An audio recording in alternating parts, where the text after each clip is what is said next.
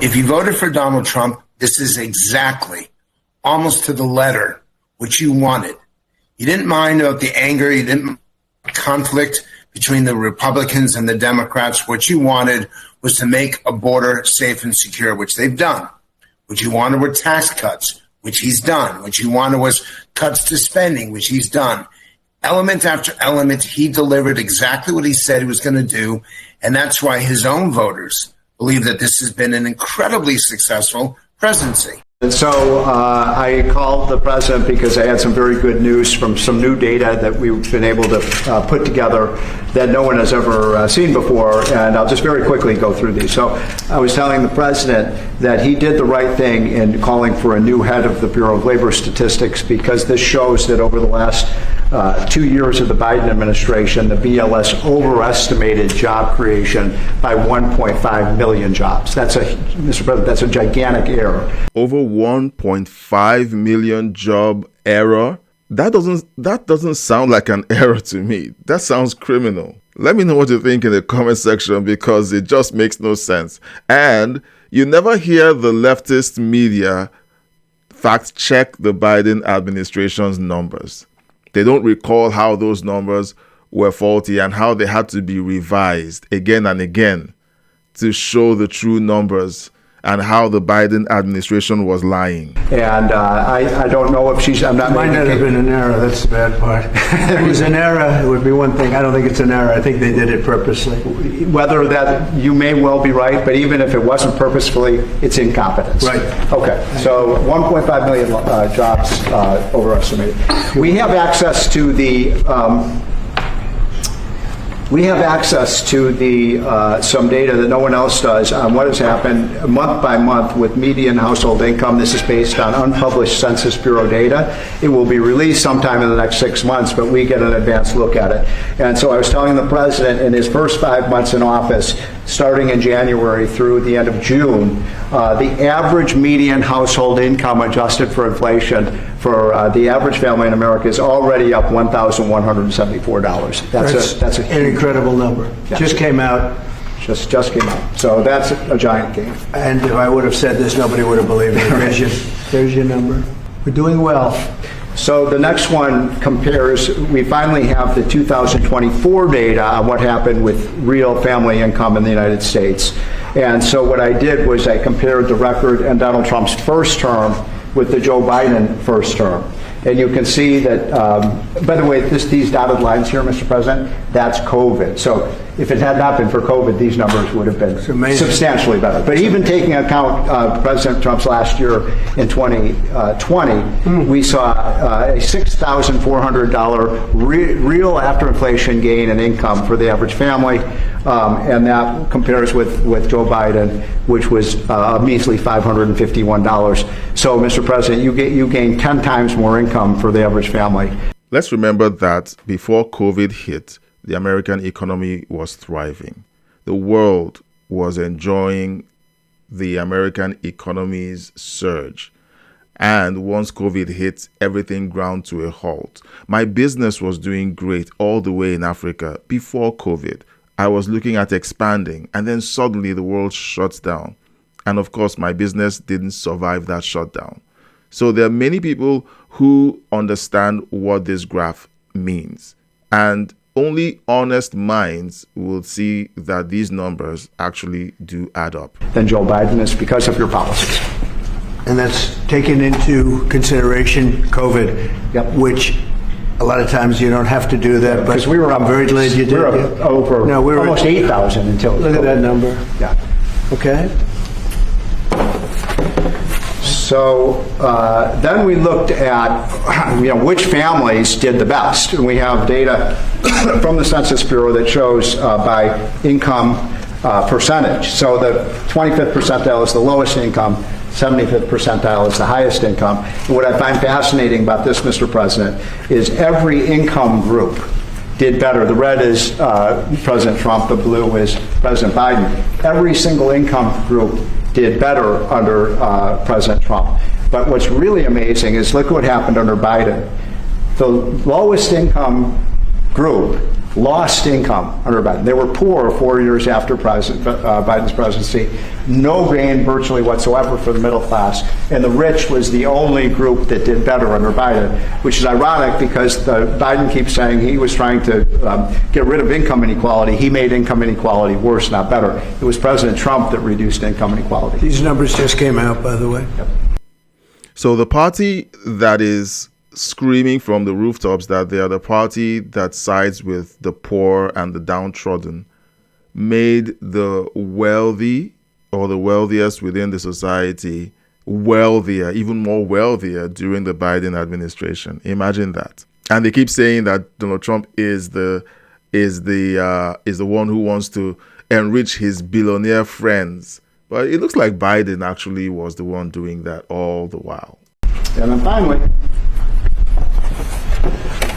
these are the numbers just I just showed you in percentage terms. Mr. President, these are the numbers in dollar terms. So even the lowest income 25th percent gained about $4,000 in income. That's a lot for a lower income family. $6,400 for the middle class and almost $10,000 for the richest. So you can see every income group did better under Trump than Biden by a wide margin. That's the story. And so we're seeing statistic after statistic that shows that the Trump policies have been working. I'm going to be showing you what MSNBC has been saying, and I'll also take a look at the comments section to see people who literally cannot agree with the numbers that are being presented simply because the numbers were being presented by the Heritage Foundation, an independent study on this. But this is another number coming from the S&P 500 that shows how the economy has rebounded under the Trump presidency.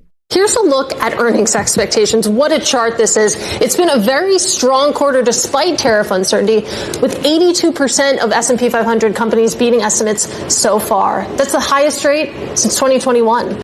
And there you have it. You'll see in the comment section when I present it how a lot of people who have a very bad case of TDS disagreeing with the numbers simply because it's coming from somebody who happens to agree with the Trump policies, and then the numbers tie in with the realities of the results of the Trump policies. Let's look at what MSNBC has to say about Trump's numbers, in spite of all of the wins that have been taking place. A new Gallup poll finds that Donald Trump and his administration are deeply unpopular with Americans. A poll on Americans' views of world leaders, including the Pope, President Zelensky, Bernie Sanders, AOC, has Trump and his administration at the bottom of the pack, with Trump's approval rating at just 41%. It doesn't get better for Trump the more polls you look at. A new UMass Amherst poll has Trump's approval rating at a mere 38%, with 58% disapproving of his job performance, a 20% gap. According to that UMass poll, Trump is underwater in every single issue area that Americans say they care about. He gets 31% approval on his handling of inflation. Immigration, 41%. Jobs, 37%. And just 31% of Americans approve of Trump's handling of his pet obsession of tariffs. If that doesn't shake or scare Trump and his allies, his support with men has plunged, helping to drive this drop in his poll numbers from 48% in April to just 39% right now. What a load of nonsense. Talking with men, and I mean real men out there on the streets, his approval ratings are way up. Most of these polls are skewed. Looking at the source of their polls, the YouGov/UMass Amherst. Look, I've never heard of those polls. I would rather that they take their polls from the Rasmussen pollsters than these fringe pollsters who obviously agree with the politics of MSNBC. We saw a Biden presidency that lied about the job numbers. MSNBC and CNN raved about the job numbers until it was proven that they were false. And then they were all quiet. Let's look at what some of the comments had to say about these job numbers. And you'll see that the cases of TDS that have been pushed by mainstream media is quite disturbing because people just can't deal with facts anymore.